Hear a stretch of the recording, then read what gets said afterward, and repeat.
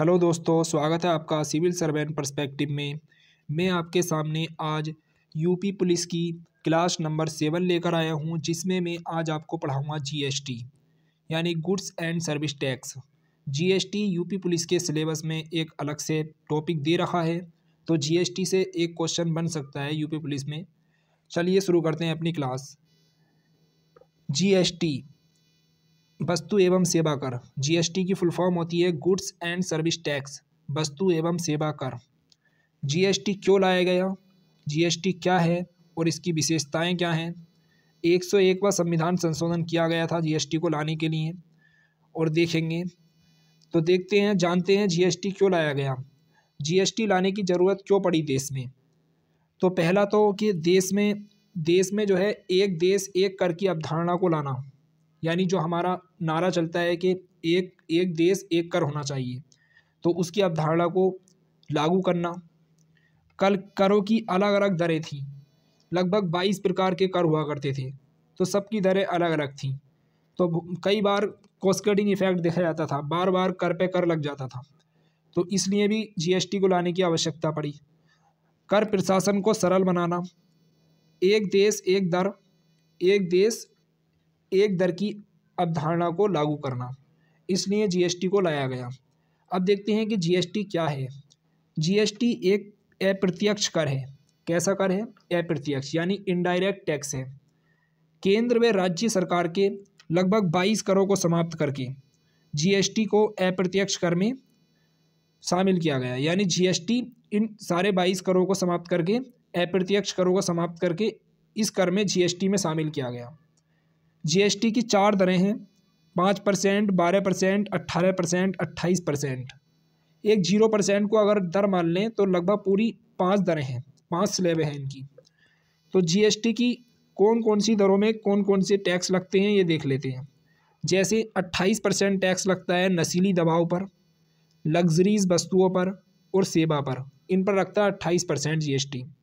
Washing machine, संसाधन और fridge वगैरह पर लगता है 18% जीएसटी। काजू बादाम, इलेक्ट्रॉनिक वस्तुएं और घड़ी, मोबाइल आदि पर लगती है 12% जीएसटी।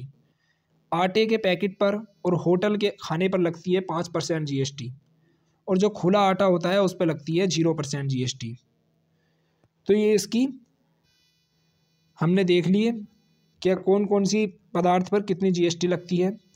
अब देखते हैं कि जीएसटी की विशेषताएं क्या हैं। तो पहला तो जीएसटी एक व्यापक कर है जो हर जगह लगाया जा सकता है।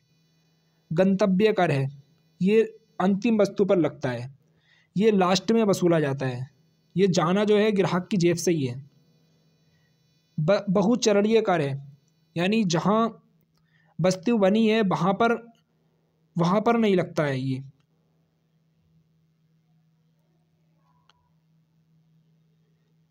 यानी इसे जो है हर जगह लगाया जा सकता है। बहुचरणीय कर है, जहाँ वस्तु बनी वहाँ राज्य लगाता है, और केंद्र स्तर पर केंद्र भी वसूलता है जीएसटी को। तो जीएसटी के हम अभी प्रकार देखेंगे, जीएसटी के कितने प्रकार हैं। और जीएसटी को लाया गया था 101वां संविधान संशोधन करके। तो ये पूछ लेगा कौन से संविधान संशोधन से जीएसटी को जोड़ा गया था। 101वां संविधान संशोधन अधिनियम। अब देखते हैं टाइप ऑफ जीएसटी, यानी जीएसटी के प्रकार। तो एक होती है सीजीएसटी, एक एसजीएसटी, एक यूटीजीएसटी और एक आईजीएसटी। सीजीएसटी केंद्र वसूलता है, एसजीएसटी राज्य वसूलता है यानी स्टेट, और यूटीजीएसटी केंद्र वसूलता है, ये भी जो केंद्र शासित प्रदेशों में लगती है, यूनियन टेरिटरीज में। तो यूनियन टेरिटरीज केंद्र के अंडर में रहती हैं, तो कौन वसूलेगा? केंद्र। आईजीएसटी केंद्र वसूलता, आईजीएसटी भी। आईजीएसटी कब लगती है? जब मान लो वस्तु एक राज्य से खरीद के दूसरे राज्य में ले जाई जाए, तो तब लगती है आईजीएसटी। जब कोई वस्तु एक राज्य से दूसरे राज्य में ले जाई जाती है, तब यह 1% लगती है, 1% लगती है आईजीएसटी लगभग। अब देख लेते हैं कि जीएसटी की परिभाषा कौन से आर्टिकल में दी गई है।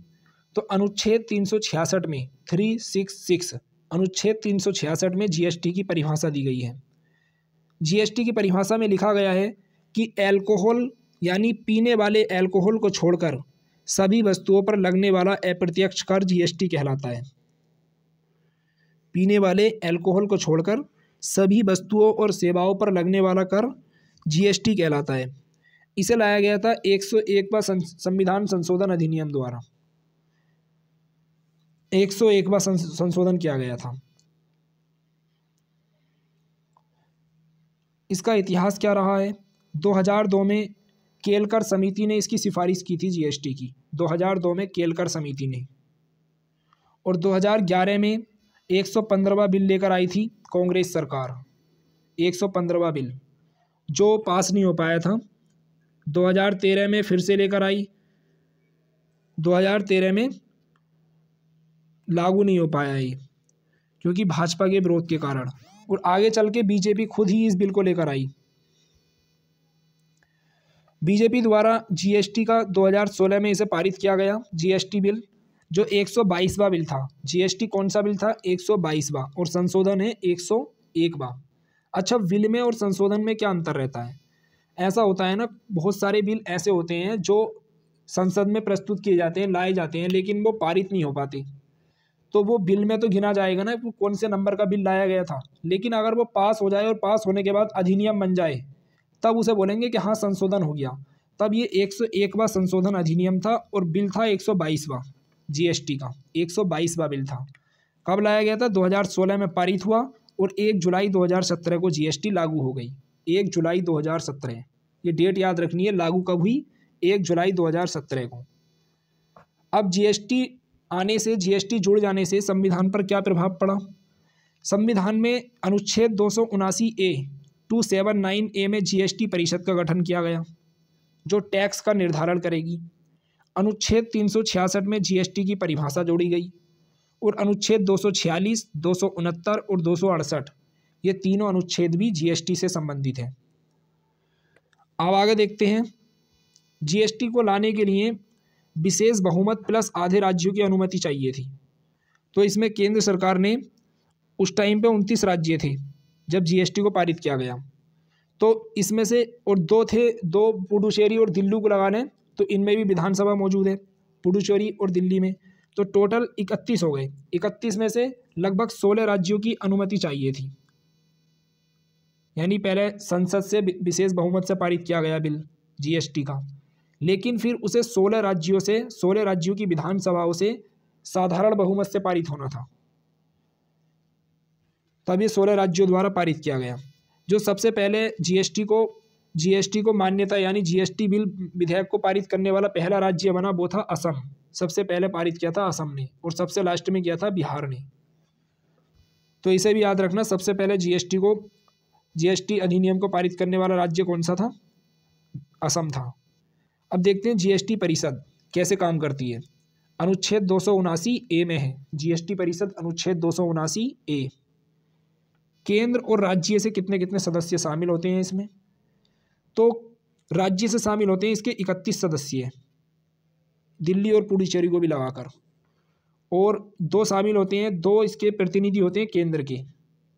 जो 2 प्रतिनिधि होते हैं केंद्र के, उनकी वोटिंग पावर रहती है 33.3%, और जो राज्य के प्रतिनिधि होते हैं उनकी वोटिंग पावर रहती है 66.6%। अगर मान लो कोई टैक्स लगाने से संबंधित कोई भी विधेयक पारित करना है काउंसिल में, या कोई भी ऐसा निर्णय लेना है, तो 66.6% जो वोटिंग पावर रहेगी वो राज्यों की रहेगी, और केंद्र की रहेगी, केंद्र के 2 प्रतिनिधियों की 33.3%। तो इस प्रकार अगर हम एक व्यक्ति की, टोटल व्यक्ति कितने हो गए? 33। अगर एक व्यक्ति की हम इधर देखें कि 66.6% में अगर 31 राज्यों में इनकी वोटिंग पावर को बांट दिया जाए, तो लगभग 2% एक व्यक्ति पे पावर आ रही है, एक राज्य पे 2% की पावर आ रही है किसी भी निर्णय को लेने में। और अकेले केंद्र के 2 सदस्यों के बीच में 33.3 पावर है, यानी 33.3% पावर दी गई है। तो इनमें एक सदस्य पे कितनी पावर है? लगभग 16.5%। तो फिर भी केंद्र मजबूत है, इसमें केंद्र हावी रहेगा इस पे, क्योंकि बिना केंद्र के प्रतिनिधि के कोई भी राज्य जो हैं सब भी मिल जाएं, सभी राज्य ही मिल जाएं, तब भी कोई विधेयक पारित नहीं कर सकते, कोई भी निर्णय नहीं ले सकते, क्योंकि बहुमत जो होता है 75% पे होना चाहिए। 75% बहुमत होने पर ही कोई निर्णय लिया जाएगा जीएसटी से संबंधित। तो ये हमने देख लिया। आगे चलते हैं। जीएसटी क्या है, अब इसे ठीक से विस्तार से देख लेते हैं। जीएसटी एक अप्रत्यक्ष कर है जिसे चार भागों में बांटा गया है। CGST, SGST, UTGST, IGST. CGST केंद्र वसूलेगा, एसजीएसटी राज्य वसूलेगा और यूटीजीएसटी केंद्र वसूलेगा और आईजीएसटी अंतर्राज्यीय व्यापार की स्थिति में केंद्र वसूलेगा। ठीक, ये मैंने आपको पहले ही बता दिया। जीएसटी के अंतर्गत कुल 4 दरें हैं, 5%, 12%, 18%, 28%। जीएसटी के संबंध में निर्णय लेने की क्षमता जीएसटी परिषद को दी गई है, जिसका उल्लेख आर्टिकल 279A में है। 279A में जीएसटी परिषद देख लेते हैं। जीएसटी बिल पास होने के पश्चात सबसे पहले जीएसटी परिषद का गठन किया गया। जीएसटी परिषद में केंद्र व राज्यों के प्रतिनिधियों को स्थान दिया गया, जिसमें केंद्र के 2 प्रतिनिधि और प्रत्येक राज्य का 1-1 प्रतिनिधि होगा। जीएसटी परिषद कोई भी निर्णय 75% बहुमत से लेती है। जीएसटी परिषद में वोटिंग पावर का 33.3% केंद्र को जबकि 66.6% राज्यों को दिया गया है। जीएसटी परिषद की अध्यक्षता केंद्रीय वित्त मंत्री द्वारा की जाती है। तो यहाँ से एक सवाल बनता है कि जीएसटी परिषद की अध्यक्षता कौन करते हैं? केंद्रीय वित्त मंत्री। वर्तमान में कौन है? निर्मला सीतारमण जी। जीएसटी का इतिहास देख लेते हैं कुछ। जीएसटी लाने की सबसे पहले बात 2002 में केलकर समिति ने की थी, लेकिन 2005 में राज्यों पर वैट लागू किया गया। VAT, value added tax. तो वैट कब लाया गया था? 2005 में। 2006 में वित्त मंत्री पी चिदम्बरम जी के द्वारा बयान दिया गया कि जीएसटी 2010 में लागू किया जाएगा। 2010 में। तत्पश्चात कांग्रेस 115वां जीएसटी बिल लेकर आई, जो कि पास नहीं हो पाया था। तो इससे पहले भी कांग्रेस द्वारा 115वां जीएसटी बिल ला चुकी है। और जो ये 2016 में जो पारित हुआ, ये कौन सा बिल था? ये था 122वां बिल। आगे चलते हैं। 101वां संविधान संशोधन बहुत इंपॉर्टेंट है। जीएसटी के लिए भाजपा द्वारा 122वां संविधान संशोधन बिल लाया गया, जो 6 मई 2015 को लोकसभा से पास हुआ। 6 मई 2015 को लोकसभा से पास। 3 अगस्त 2016 को राज्यसभा द्वारा संशोधनों के साथ पारित हुआ। 3 अगस्त को राज्यसभा द्वारा, 3 अगस्त 2016 को। फिर 6 अगस्त 2016 को लोकसभा द्वारा पुनः संशोधनों के साथ पारित किया गया, यानी 6 अगस्त को फिर दोबारा से संशोधन किया गया लोकसभा द्वारा। इसमें 7 सितंबर 2016 को राष्ट्रपति की अनुमति मिल गई इसे। कब मिली अनुमति राष्ट्रपति की? 7 सितंबर 2016 को। फिर 1 जुलाई 2017 से जीएसटी लागू कर दी गई। 1 जुलाई 2017 से राष्ट्रपति की अनुमति मिली 7 सितंबर 2016 को। आगे चलते हैं। संशोधन से प्रभावित होने वाले प्रमुख आर्टिकल अनुच्छेद 246, 268, 269, 279A और 366। तो वो इनमें से पूछ सकता है कि इनमें से कौन सा जीएसटी से संबंधित नहीं है। इनमें से 3 ये दे देगा और एक कोई और आर्टिकल उठा कर दे देगा। तो इन्हें याद रखना है। 246, 268, 269, 279A और 266 और 366, ये सब किससे संबंधित हैं? ये पांचों आर्टिकल जीएसटी से संबंधित हैं। अब देखते हैं इनमें क्या क्या है। अनुच्छेद 246 में जीएसटी केंद्र में, यानी अनुच्छेद 246 में क्या लिखा है कि सीजीएसटी केंद्र और एसजीएसटी राज्य वसूलेगा। अनुच्छेद 246 में है सीजीएसटी केंद्र वसूलेगा, जबकि एसजीएसटी राज्य वसूलेगा। अनुच्छेद 268 में है सेवा कर जीएसटी में शामिल होगा, सर्विस टैक्स जीएसटी में शामिल होगा। अनुच्छेद 268 में। अनुच्छेद 269 में क्या है? अनुच्छेद 269 में है राज्यों के सीमा व्यापार पर केंद्र आईजीएसटी वसूलेगा। राज्यों के सीमा व्यापार पर, मान लो एक राज्य में कोई वस्तु खरीदी गई और दूसरे राज्य में लेकर जानी है उसे, तो वहाँ पर जो जीएसटी वसूलेगा उसे ले जाने के लिए, अंतर व्यापार करने के लिए, वो केंद्र आईजीएसटी वसूलेगा। अनुच्छेद 269 में आईजीएसटी है, 268 में सेवा कर जीएसटी में शामिल है और 246 में सीजीएसटी केंद्र और एसजीएसटी राज्य वसूलेगा। अनुच्छेद 279A में है जीएसटी परिषद। अनुच्छेद 279A में जीएसटी परिषद और अनुच्छेद 366 में जीएसटी की परिभाषा, जो मैंने आपको पहले ही बता दी थी। तो हमारी क्लास ये जीएसटी की यहीं पर समाप्त होती है। मिलते हैं अगली क्लास में। अगर क्लास अच्छी लगी हो तो लाइक करें, सब्सक्राइब करें, शेयर करना ना भूलें। जय हिंद, जय भारत, थैंक यू।